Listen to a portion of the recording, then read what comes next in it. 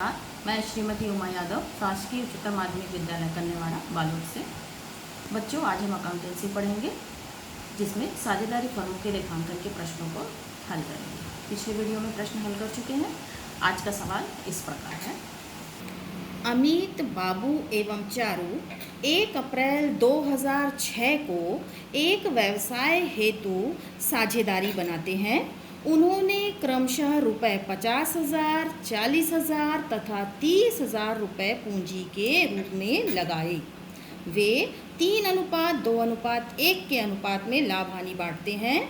अमित को प्रति माह रुपये 1,000 रुपये वेतन के रूप में दिया जाता है।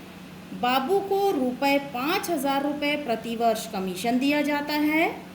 पूंजी पर 6% प्रतिवर्ष ब्याज दिया जाता है। उनके आहरण क्रमशः रुपये 6,000, रुपये 4,000, रुपये 2,000 है। इन पर ब्याज क्रमशः 270 रुपये, 180 रुपये तथा 90 रुपये हुए। 31 मार्च 2006 को समाप्त वर्ष का लाभ 35,660 रुपये है।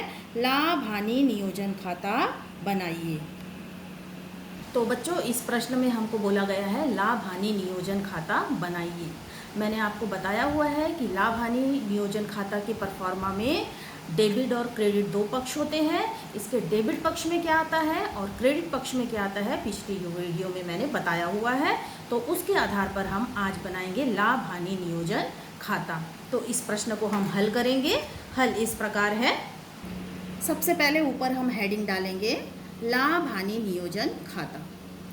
तिथि डाल देते हैं। तिथि में हम वर्ष का अंतिम दिन लेते हैं। प्रश्न में देख लेंगे तिथि दिया हुआ है क्या, यहाँ पर दिया है 31 मार्च 2006 समाप्त वर्ष।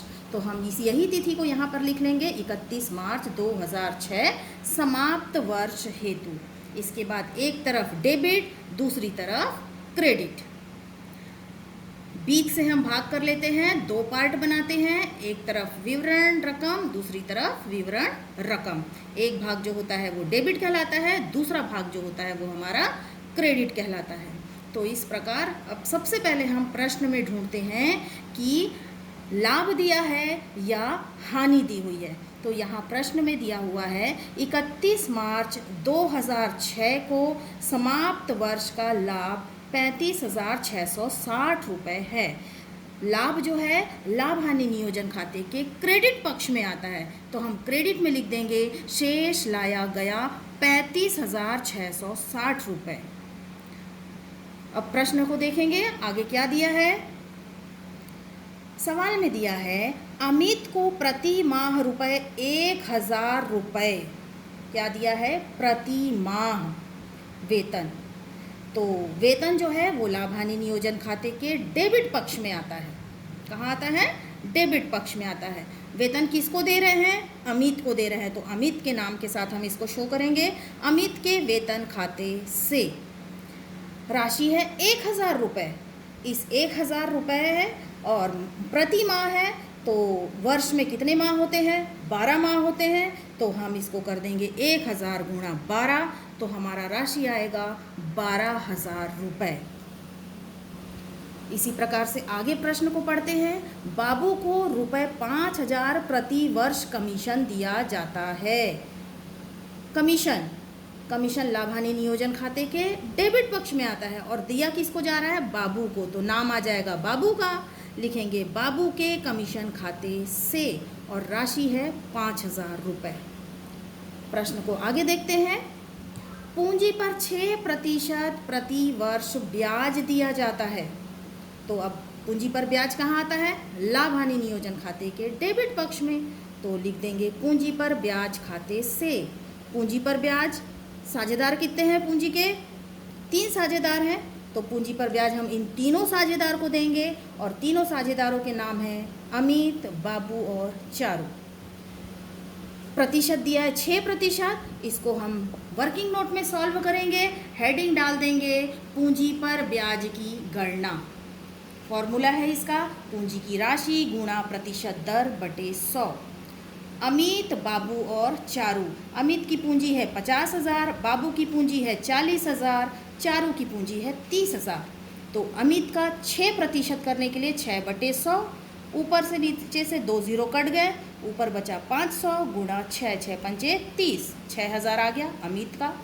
ऐसे ही बाबू के में देखेंगे, ऊपर के 2 जीरो, नीचे के 2 जीरो कट गए, 4 छक 24, तो कितना हो गया 2400। ऐसे ही चारू का 30,000 गुणा 6/100, ऊपर के 2 जीरो, नीचे के 2 जीरो कट गए, 6 तिया 18, तो कितना आ गया 1800 रुपये। इस प्रकार से ये तीनों राशि की पोस्टिंग हम लाभ हानि नियोजन खाते के पूंजी पर ब्याज खाते के सामने लिख देंगे। अमित का 3000, बाबू का 2400, चारू का 1800 रुपये, और ये तीनों का टोटल हम पूंजी पर ब्याज के सामने में शो कर देंगे। टोटल देख लीजिए, 0, इधर भी 0, 4 और 8 12 की 2, हासिल 1, 3 और 1 4, 4 2 6 और 1 7, तो राशि पूंजी पर ब्याज की कितनी आ गई 7200। प्रश्न को आगे पढ़ लेते हैं। उनके आहरण क्रमशः 6,000, 4,000 और 2,000 रुपये है।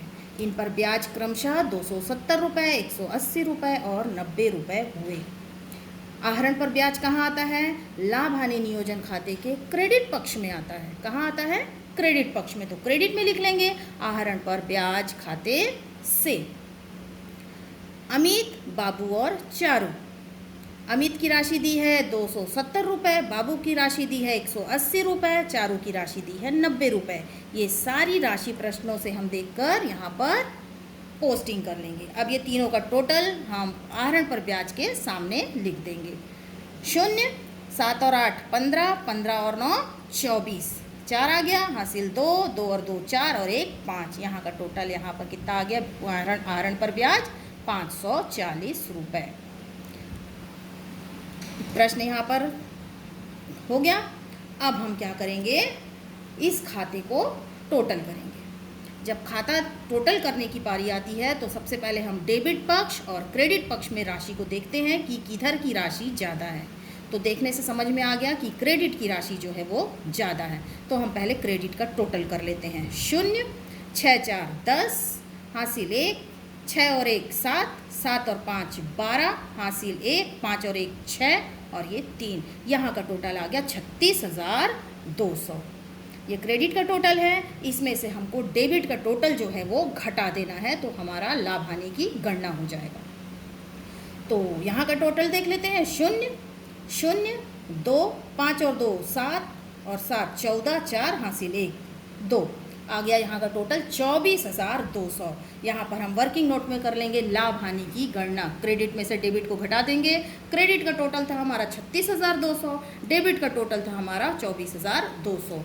ये दोनों को घटा देते हैं। 0 में से 0 गया 0, 0 में से 0 0, 2 में से 2 गया 0, 6 में से 4 गया 2, 3 में से 2 गया 1। तो ये राशि कितनी आ गई? 12,000। क्रेडिट में से डेबिट घटा तो क्या हुआ हमारा? लाभ। लाभ कितने की हुई? 12,000। ये 12,000 जो है लाभ हानि नियोजन खाते के डेबिट पक्ष में हम लिखते हैं पूंजी खाते से 12,000 रुपये। पूंजी खाते से 12,000 रुपये। अब ये जो लाभ है 3 साझेदार बांटेंगे। हमारे पास साझेदार कितने हैं? 3, अमित, बाबू और चारू। किस अनुपात में बांटेंगे? प्रश्न में देख लेते हैं। अनुपात दिया है 3 2 1। तो वर्किंग नोट में आ जाते हैं हम और कर लेते हैं लाभ हानि का विभाजन। अनुपात है 3:2:1। इन तीनों का टोटल कितना हो गया? 3 2 5 और 1 6। तो 12,000 को हम बांट देंगे। पहले अमित का देखते हैं। लाभ है 12,000, तो अमित का अनुपात कितना हो गया? 12,000 गुणा 3/6। ऐसे ही बाबू का अनुपात क्या हो गया? 12,000 गुणा 2/6। और चारू का अनुपात क्या हो गया? 12,000 गुणा 1/6। तो अमित का हम अनुपात निकाल लेते हैं। 12,000 गुणा 3/6, 6 एकम 6, 6 दूनी 12। तो 2,000 ऊपर बचा और यहाँ 3,000। 2,000 को 3 से गुणा करेंगे तो 6,000। ऐसे ही 12,000 का 2% निकालेंगे, काटने पर ऊपर 2,000 गुणा 2 तो 4,000। चारू का देखते हैं। 12,000 का 1/6, काटने से ऊपर बचा 2000 गुणा 1 आएगा 2000। इसकी पोस्टिंग हम कर देंगे लाभ हानि नियोजन खाते के पूंजी खाते के नीचे। अमित का 6000 आया, बाबू का 4000, चारू का 2000। ये तीनों का टोटल करके हम देख लेते हैं, ये 12000 आ जाएगा।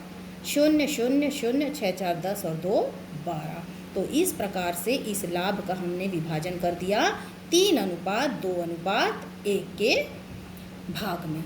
और अब हम इन पूरे का टोटल कर देते हैं। ये जो टोटल है हमारा 36,200 आना चाहिए। करके देख लेते हैं।